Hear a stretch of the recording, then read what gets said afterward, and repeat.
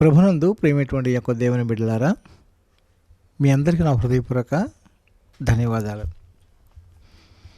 మన ప్రభు అయినటువంటి యేసుక్రీస్తు వారు ఎంతో శ్రేష్ఠుడు, మహా గొప్ప దేవుడు.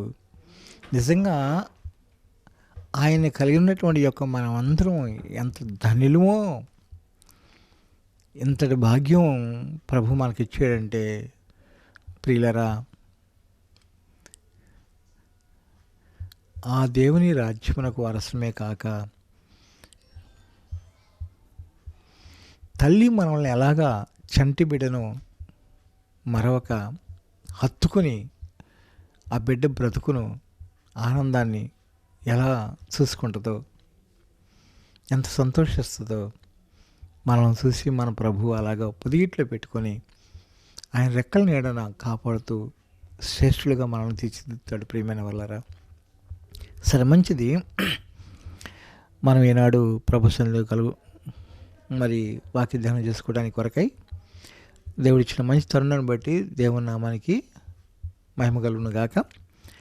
మార్కు సువార్త 9వ అధ్యాయము 15వ వచనం నుంచి చదువుకుందాం. 14 నుంచి ప్రారంభిద్దాము. వారు శిష్యుల యొద్దకు వచ్చి వారి చుట్టూ బహుజనులు కూడి ఉండుట, శాస్త్రులు వారితో తర్కించుటయు చూసిరి. వెంటనే జనసమూహం అంతయు ఆయనను చూసి మిగుల విభ్రాంతి నంది ఆయన వద్దకు పరిగెత్తుకొని వచ్చి ఆయనకు వందనం చేసిరి.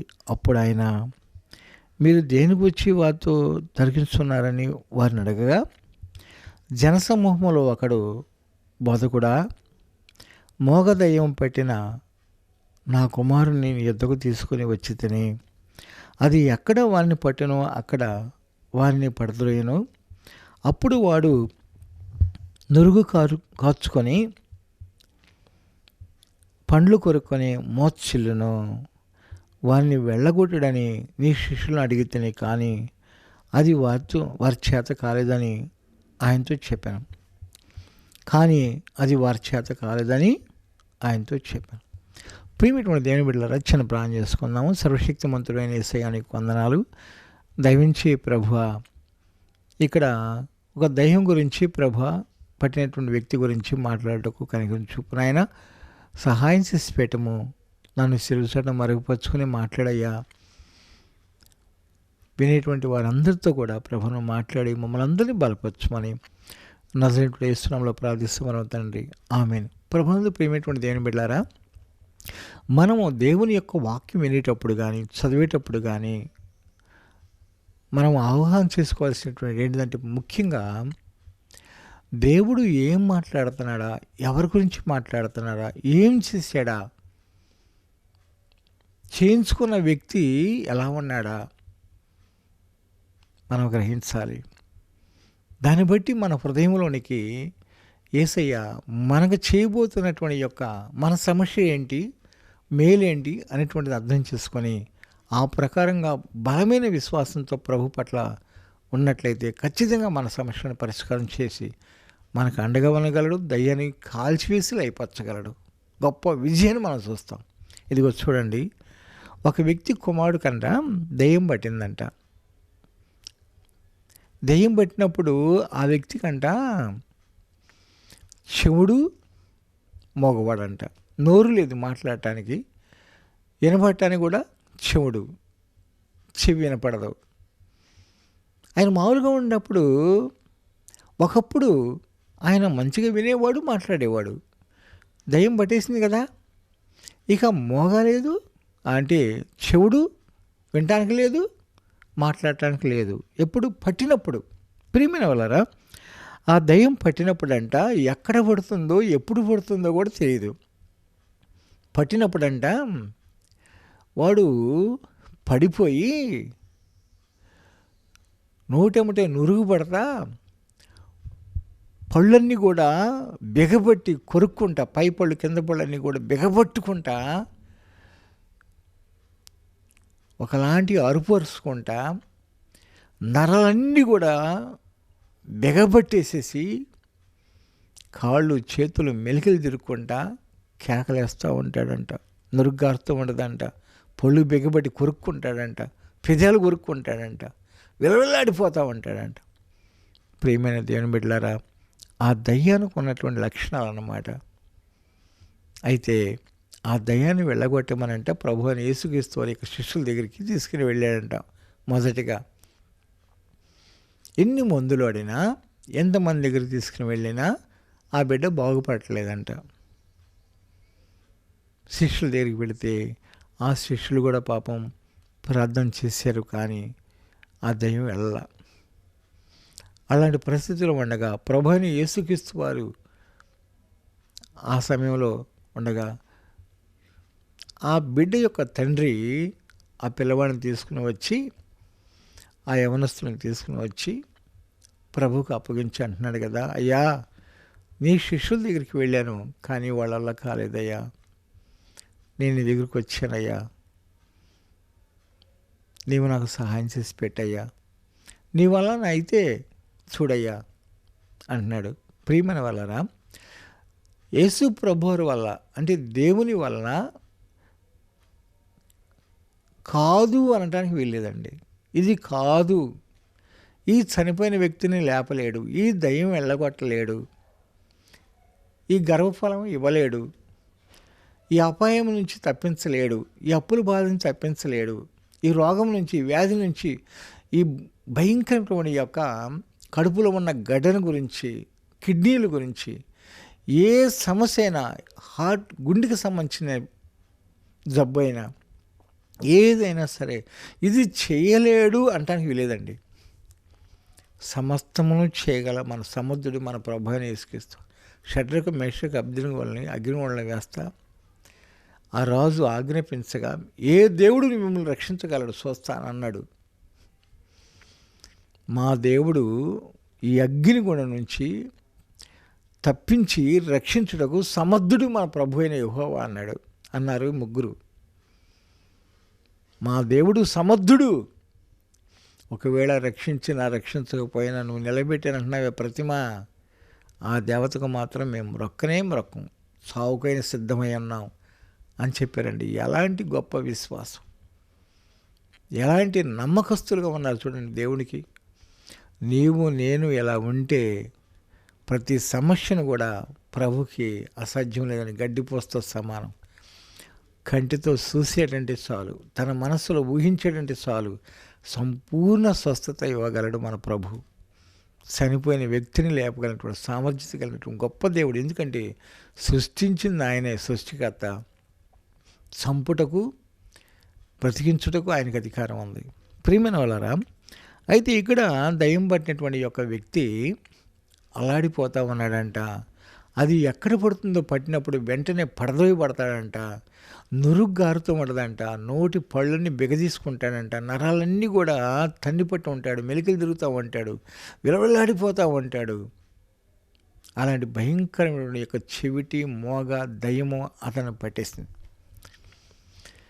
ఆ సంగతి ప్రభు చెప్పినప్పుడు ప్రభు అంటాడు, అయ్యా నమ్ముట నీ వలన అయితే నమ్మువానికి సమస్తము సాధ్యమేనయ్యా. నువ్వు నమ్ముతున్నావా? నీ కుమారుడిని స్వస్థపరుస్తామని, నీ కుమారుడు బాగుపడతాడని, ఆ దయ్యం వెళ్ళగొట్టబడుతుందని నమ్ముతున్నావా? అయ్యా నాకు నమ్మిక కలుగుచ్చేమో, అపనమ్మకం కలగకుండా ఉండలాగున నాకు సహాయం చేయయ్యా అని కన్నీళ్లతో బ్రతిమలాడుకుంటాడంట. అవును, మనకి సమస్య వచ్చిన కన్నీళ్లతో మనం ప్రభు దగ్గర బ్రతిమలాడుకుంటూ ప్రార్థన చేసామంటే ఖచ్చితంగా దేవుడు సహాయం చేయగల సమర్థుడు మన ప్రభు. ప్రియమైన దేవుని బిడ్డలారా, సరే చూద్దాం. 24వ వచనంలో, వెంటనే ఆ చిన్నవాని తండ్రి నమ్ముతున్నాను, నాకు అపనమ్మకం ఉండకుండా సహాయం చేయమని బిగ్గరగా చెప్పాను. జనులు గుంపు కూడిన తన ఎద్దకు పరిగెత్తుకొని వచ్చుట చూసి, మోగమైన చెవిటి దయ్యమా వాని వదిలిపొమ్ము, ఇక వానిలో ప్రవేశించవద్దని నీకు ఆజ్ఞాపిస్తున్నానని చెప్పి ఆ అపవిత్రాత్మను గద్దించెను. అప్పుడు అది కేక వేసి వారిని ఎంతో విలవిల్లాడించి వదిలిపోయాను. అంతటి వాడు చచ్చిన వాని వలె పడి ఉండెను. కనుక అనేకులు వాడు చనిపోయాననుకునేది. అయితే యేసు వాని చేయి పట్టి వాని లేవనెత్తగా వాడు నిలబడెను. ఆయన ఇంటిలోనికి వెళ్ళిన తరువాత ఆయన శిష్యులు మేమెందుకు సరే ప్రియమైనటువంటి వారలారా, ఏం చేశాడంటే ప్రభు అయిన యేసుక్రీస్తు వారు, ఓ చెవిటి అయిన మోగ దయ్యమా వెళ్ళిపో అన్నాడు. దేవుడైన యేసుక్రీస్తు ప్రభువారు ఆజ్ఞాపించాడంట. ఆయన చెప్పిన మాట ఆజ్ఞ వెళ్ళిపోయిందండి, విలలాడించింది. ఆ బిడ్డ చచ్చిపోయిన వాడిలాగా సొమ్మసిల్లిపోయి ఉన్నాడు. చనిపోయాడేమనుకుంటున్నారు. యేసు ప్రభువారు అతను చేపట్టుకొని చిన్నవాడా లే అని చెప్పాడు. వెంటనే లేచాడు. ప్రియమైనటువంటి దేవుని బిడ్డలారా, ఎంత ఆశ్చర్యమైన కార్యం.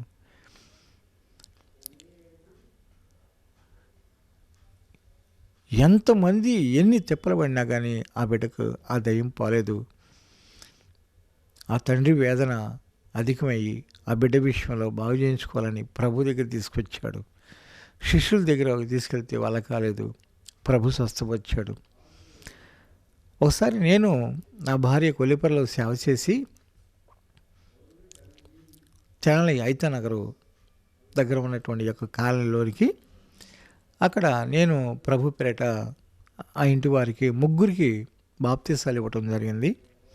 2 తోడుకోళ్ళకి, తన ఇంట్లో ఉన్నటువంటి యొక్క ఆడబిడ్డ అనేటువంటి యొక్క తన కుమార్తెకి కూడా బాప్తీసాలు ఇవ్వటం జరిగింది. అయితే ప్రేమిటువంటి దేవుని బిడ్డలారా, అక్కడ ఒక యవనస్తుడికి తన తండ్రి చనిపోయి ఆ యవనస్తుడికి పట్టుకున్నాడు. ప్రియులరా, ఆ యవనస్తుడు అనేటువంటి యొక్క వ్యక్తి పెళ్ళయింది.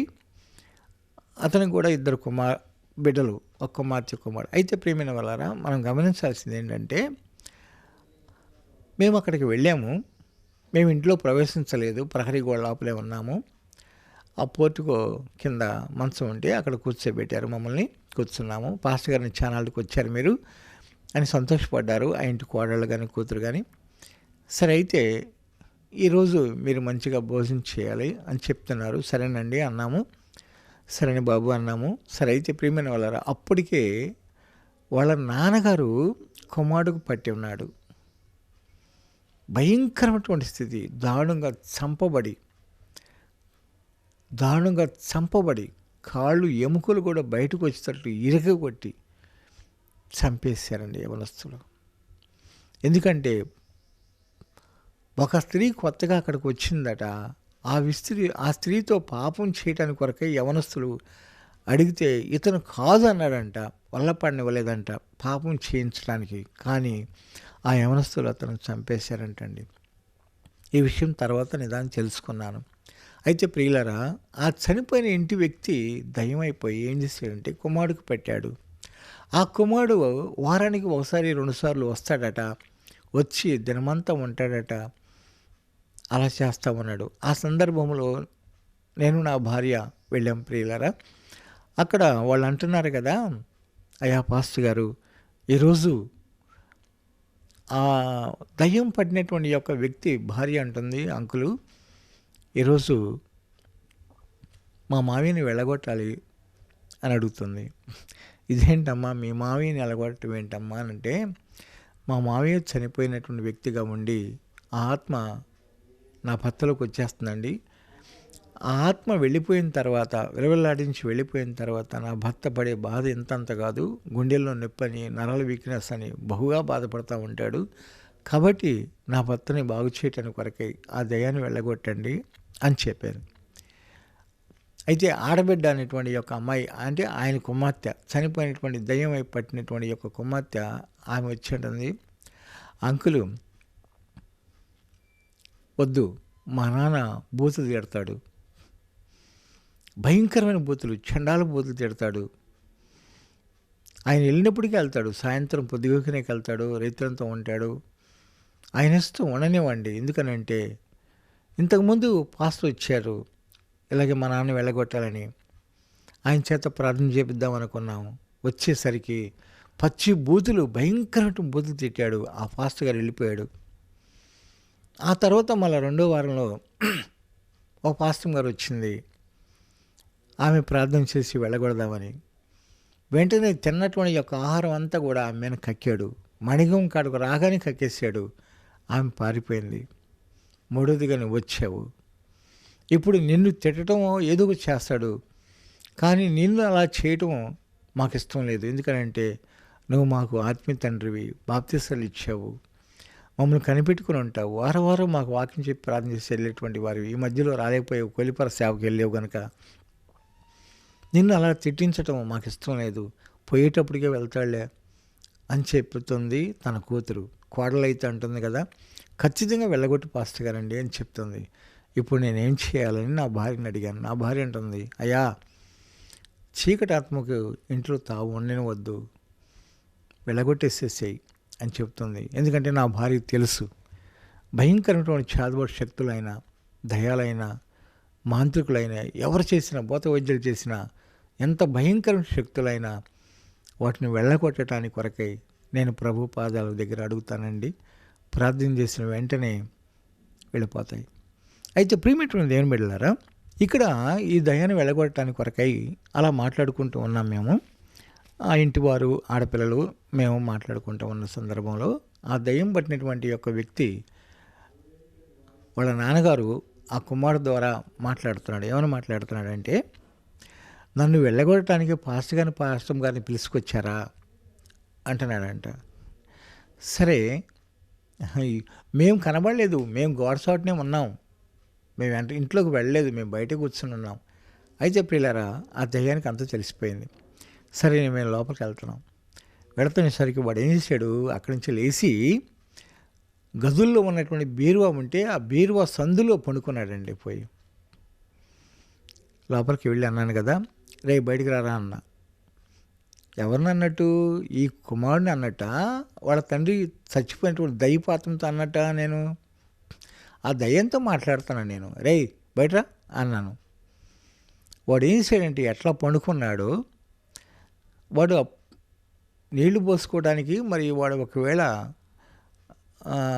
లుంగి ఇప్పదీసి, షర్ట్ ఇప్పదీసి, బన్నీ ఇప్పదీసేసి వాడు ఏం చేశాడంటే, డ్రాయర్ లోపల ఉంది, కండవు చుట్టుకున్నాడండి. ఆ కండవు చుట్టుకున్న వ్యక్తి, ఒంటి శరీరంతో ఉన్న వ్యక్తి ఎట్లా పండుకుని మొలగ తీసుకు పడుకున్నాడు, దాక్కున్నాడు, అట్లాగే డొల్లుకుంటా నా కాళ్ళ కాడకు వచ్చాడు. మేము నిలబడేటువంటి స్థలానికి వచ్చాడు. డొల్లుకుంటూ వచ్చాడే కానీ లేచి రాలేదు. సరే, ఎరా నువ్వు వచ్చిన పాస్టర్ గారిని తిట్టేవంట, పాస్టర్ గారి మీద కక్కేవంట, ఇలాగ ఎంతమంది మీద తిట్టుతూ ఎలాగా నువ్వు పాస్టర్లను తిడుతున్నావంట కదా, పాస్టర్ గారి మీద కక్కేవంట కదా, సరే ఇప్పుడు తిట్టరా అన్నాను. రేయ్ నీకేరా చెప్తుంది, తిడుతున్నావంటగా దేవుని సేవకులను తిట్టరా చూద్దాం అని అన్నా. ప్రియులారా, ఒక్క మాట మాట్లాడట్లా, మౌని ఉన్నాడు అంతే. ఇంకా అన్నాను కదా, ఎందుకు వచ్చేవారు నువ్వు ఇక్కడికి అన్నా. అప్పుడండి వాడు పడుకున్నట్టుగా మొలక తీసి పడుకున్నట్టుగానే ఉండి, వాడు చేతిని గుప్పిలు బట్టి ఆ నేల మీద గత గత గత గత గుద్దాడండి.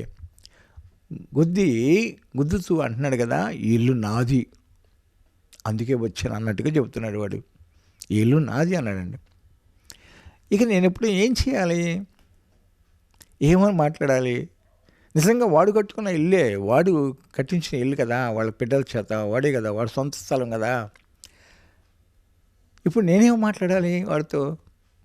ప్రభా ఏంటయ్యా వీడు ఇలా అంటున్నాడు కదా, నేనేం చెప్పాలి ప్రభా అనేటువంటిది వెంటనే నేను మనసులో నా ప్రభు ఇచ్చిన ఆలోచన ప్రకారం అన్నాను కదా, రే ఈ ఇల్లు నువ్వే కట్టి ఉండొచ్చు నీ బిడ్డల చేత, అయితే ఈ స్థలం నీదే ఉండొచ్చు, కానీ ఇప్పుడు నీకు ఇంటి మీద నీకు అధికారం లేదు, నీకు మారు మనసు లేదు, పాప క్షమాపణ లేదు, పిచ్చ త్రాగుబోతివి, నీవు దొంగడివి, అబద్ధికుడివి, నువ్వు చచ్చిపోయావు, నీవు నరకానికి పాత్రుడివి, ఈ లోకంలో ఈ ఇంటి మీద నీకు అధికారం ఎందుకనంటే ఈ ఇంట్లో ఉన్నటువంటి బిడ్డలందరూ మారు మనసు పొందారు, పాప క్షమాపణ నిమిత్తం యేసుక్రీస్తు నామములో బాప్తిసం పొందిన దేవుని బిడ్డలు, దేవుని సొత్తు అయిన బిడ్డలు. వీళ్ళు దేవుని సేవకులను పిలుచుకొని కుటుంబ ప్రార్థనలు పెట్టుకుంటారు, చర్చికి వెళతారు. వీళ్ళు దేవుని యొక్క బిడ్డలు. ఈ ఇంట్లోనికి రావడానికి నీకు అధికారం లేదు. కాబట్టి ఇప్పుడు నేను దేవుని పేరట నీకు ఆజ్ఞాపిస్తున్నాను, ఈ ఇంట్లో నుంచి గెట్ అవుట్ అని అన్నాను. ప్రియమైన వాళ్ళారా, వెళ్ళిపోరా దుర్మార్గుడా, దుష్టుడా, సాతులండా అపవిత్రాత్మ పస్ అవుతాను అన్నాను. ప్రియులరా, ఇక చూసుకో, వాడు నరాలన్నీ నిక్కపడిచి ఏం చేస్తాడంటే మెలికలు తిరుక్కుంటా ఉండి ఒక్కసారిగా పిలవిల్లాడించి వాడు వెళ్ళిపోయాడండి. ఎప్పుడైతే వాడు వెళ్ళిపోయాడో యేసు రక్తం అనేటువంటి కొబ్బరితో ప్రార్థన చేసిన రక్తంతో, క్రీస్తు రక్తంతో వాడి చుట్టూ కూడా గిరిగీసి వాడిని బంధించేసానండి. ఇక రాకుండా ఈ బిడ్డకు దేవుని రక్తం కాపుదల యేసు నామములో ఆజ్ఞాపిస్తున్నా, మరి ఎన్నటికీ నువ్వు రావడానికి వీలేదని చెప్పి ఆజ్ఞాపించగా 8 సంవత్సరాల నుంచి వాడు వస్తున్నాడు. ప్రియులరా, ఇప్పటికీ కనీసం ఒక 8 సంవత్సరాలు 9 సంవత్సరాలు అవుతుందండి. ఇంతవరకు ఒక్కసారి కూడా వచ్చాడు. వాడు వారానికి 2-3 సార్లు వచ్చేవాడట. మరి ముఖ్యంగా చేపల కూర వండితే తినడానికి వస్తాడంట. వాడు కుండలో అంతా వేసి తినేసాడు. నాకు లేదు తినడానికి, అక్కడ నా భార్యకి నాకు అక్కడ భోజనం చేయడానికి లేదు. అంకులు వాడు తినేసాడు, ఆ దయ్యం తినేసాడు అని చెప్తుంది ఆ ఇంటి కోడలు. ప్రియమైన దేవుని బిడ్డలారా, నేను ఆ దయ్యాన్ని పట్టుకొని ఆజ్ఞాపిస్తున్నటువంటి యొక్క ప్రభు ప్రేమతో అనగానే ప్రభు అద్భుతమైన కార్యం దేవుడు చేశాడండి. అయితే నేను చెప్పేది ఏంటంటే, ప్రభు చేసిన కార్యమును బట్టి అక్కడ ప్రభుని మనం కొనియాడదాం, ప్రభువుకు నమ్మకం ఉందాం. ఎంతటి భయంకర శక్తులైనా దేవుడు వెళ్ళగొట్టగలడు. దయ్యము యేసుక్రీస్తు వారి యొక్క పాదాల దగ్గర త్రొక్కబడింది, సిలువలో వేలాడదీయబడి చంపబడినప్పుడే, ప్రభు రక్తం కాచినప్పుడే, తన తండ్రి చిత్తం నెరవేర్చినప్పుడే ఆ దయ్యం కాలు కింద పడి చితక తొక్కబడింది, మడం కింద వేయబడి. ప్రియమైన దేవుని బిడ్డలారా, అలాంటి గొప్ప విజయశాలుడు, జయశీలుడు మన ప్రభు, సమాధిని గెలిచినటువంటి మన ప్రభు మనకున్నాడు. ఆయన ఎంత భయంకరమైన యొక్క చీకటి శక్తులైనా, ఎలాంటి ప్రమాదకరమైనటువంటి యొక్క చావైన మరణమైన దేవుడు అద్భుతమైన కార్యం చేయగలడని ఈ వాక్యం ద్వారా మనము చూస్తున్నాం. అలాగే ప్రియమైనటువంటి దేవుని బిడ్డలారా, ఇంకొక వాక్యం చూద్దాము. మార్కు సువార్త 5వ అధ్యాయము 35వ వచనం చదువుదాం. ఆయన ఇంకనూ మాట్లాడుచుండగా, అంటే ప్రభువుని యేసుక్రీస్తు వారు మాట్లాడుతుండగా, సమాజ మందిరపు అధికారి ఇంటి నుండి కొందరు వచ్చారంట. నీ కుమార్తె చనిపోయినది, నీవిక బాధకుని ఎందుకు శ్రమ పెట్టదు అన్నది. యేసు అంటాడు కదా, వారు చెప్పిన మాట లక్ష్య పెట్టగా, భయపడకము, నమ్మిక మాత్రం ఉంచుమని సమాజ మందిరపు అధికారితో చెప్పి, పేతురు, యాకోబు, యోహానులను చేతపట్టుకొని వాళ్ళ వెంట పెట్టుకొని లోపలికి వెళ్తూ ఉన్నాడు. ప్రియమైనటువంటి వాళ్ళ ఇక్కడ ఏం జరిగిందంటే, సమాజపు అధికారి ఉన్నాడు. సమాజ మందిరపు యొక్క అధికారి యొక్క వ్యక్తి కుమార్తె అంట జబ్బుపడి సావసిద్ధంగా ఉందంట. ఆ సావసిద్ధంగా ఉన్నప్పుడు ఏం చేయాలంటే, సమాజపు అధికారి ఈ తన యొక్క పని తన దగ్గర ఉన్నటువంటి వాళ్ళను పంపించాడంట. అయ్యా, నా కుమార్తె చనిపోయే సమయం ఉంది, చనిపోయే పరిస్థితిలో ఉంది, కాబట్టి నా కుమార్తెను బ్రతికించమని ప్రభు దగ్గరికి వెళ్ళి అడగండి అని చెప్పేసి పంపించాడంట. ప్రియులారా, గమనించండి, వెళ్ళినప్పుడు ఆ యొక్క సమాజపు మందిరపు అధికారి యొక్క కుమార్తె చనిపోయిందని చెప్పేసి కొందరు వచ్చేసి ఈ సమాజపు మందిరపు అధికారిని అడుగుతున్నారు. అయ్యా, ఎందుకు ఇంకా ప్రభుని చంపెట్టవద్దు, అవసరం లేదయ్యా, ఆల్రెడీ నీ కుమార్తె చనిపోయిందయ్యా, ఇంకెందుకు ప్రభుని చంపెడతాం, ఎందుకు, వచ్చేసేయండి, చనిపోయిందయ్యా, సమాధి చేసేసుకుందాము అని చెప్పినట్లుగా చెప్తున్నారంట ఇంటి దగ్గర నుంచి వచ్చినటువంటి వాళ్ళు. ఈ సమాజ మందిరపు యొక్క అధికారితో ప్రభు అంటున్నాడు కదా, భయపడకము, నమ్మిక మాత్రం ఉంచము. ప్రియులారా, చనిపోయిన వ్యక్తిని కూడా బ్రతికించడానికి దేవుడు ఎంత గొప్ప సాక్షికమైనటువంటి యొక్క కృప చూపబోతున్నాడో చూడండి. ఆ చిన్నది చనిపోయిందంట. చనిపోయినటువంటి యొక్క విషయంలో నమ్మిక మాత్రం ఉంచమని సమాజపు మందిరపు అధికారితో చెప్తున్నాడు. అప్పుడు ప్రభు ఏం చేశాడంటే, పేతురు, యాకోబు తన శిష్యుడైనటువంటి యొక్క యోహాన్ని వెంట పెట్టుకొని ఆ ఇంటిలోకి వెళతా అంటున్నాడు కదా.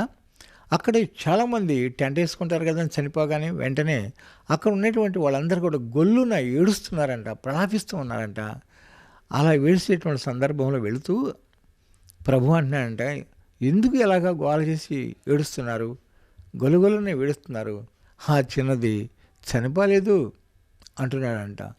ప్రభు ఆ మాట అంటే వాళ్ళందరూ కూడా కొంతమంది శాస్త్రులు, పరిశీలన లాంటి వాళ్ళు ఉన్నారు కదండి, వాళ్ళు ప్రభుని ఆ మాట చెప్పిన వెంటనే అపహసించారంట, హేళన చేశారంట. ఆ రకంగా చనిపోతే, ఆ చిన్నది చనిపోతే చనిపోలేదంటాడేంటి అని ప్రభుని ద్వేష స్వభావంతో అపహాసం చేశారంటండి. అప్పుడు ప్రియమైనటువంటి దేవుని బిడ్డలారా, ప్రభు యేసుక్రీస్తు అన్నాడు కదా, నమ్మిక మాత్రం ఉంచుము, నమ్మిక మాత్రం ఉంచుము అని ప్రభు చెప్తున్నాడు. ఈ చిన్నది నిద్రించున్నది కానీ చనిపోలేదని చెప్పాడు. అందుకు వారు ఆయనను అపహసించిరి.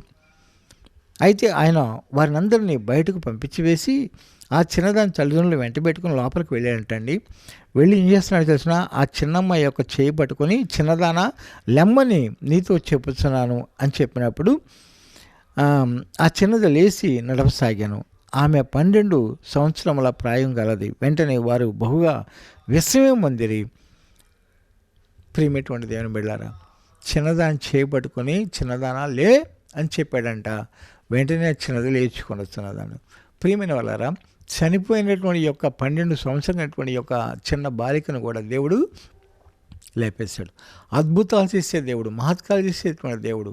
ఆయనకు అసాధ్యమైంది ఈ లోకంలో ఏది లేదు. ఏ లోకమైనా, పరలోకమైనా, పాతాళలోకమైనా దేవుడు చేయగల సమర్థుడు, అద్భుతమైన. అయితే నీ ఒంటిలో ప్రాణం ఉండగానే ప్రభునందు విశ్వాసం ఉంచి నమ్మితే చాలు, ఆ యేసు ప్రభు వారిని మన హృదయంలో చేర్చుకుంటే చాలు, గొప్ప గొప్ప కార్యాలు ప్రభు చేయడానికి సమర్థుడు అన్నాడు.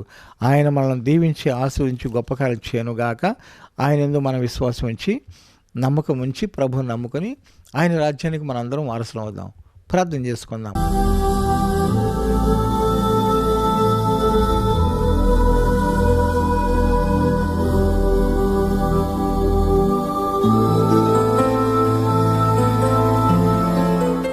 మిక్కిలిగా ప్రేమించిన యేసయ్యా నీకు వందనాలు. చేసేటువంటి యొక్క అద్భుతమైన కార్యాలను బట్టి స్తుతిస్తున్నాము.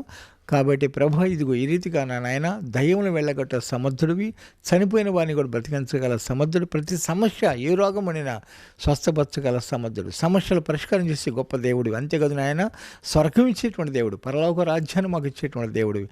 మేము నిన్ను నమ్మినటువంటి వారేముగా, విశ్వాసపరంగా, ప్రార్థనాపరంగా, భక్తిపరంగా, నీకిష్టలంగా నిన్నే తప్ప మరి ఏ దేవతనైనా దేవుడినైనా మేము పూజించే వారంగా ఉండక, నిజమైనటువంటి యథార్థమైన దేవుడు నీవు కనుక ప్రభు, నిన్ను కొనియాడుకునే కృపను ప్రభు మాకందరికీ ప్రపంచం అంతా ఎంతటికి ప్రభు అనుగ్రహించమని, సహాయం చేసి పెట్టమని లోకరక్షకుడు యేసుక్రీస్తు నామములో ప్రార్థన చేస్తున్నాం ప్రభు తండ్రి.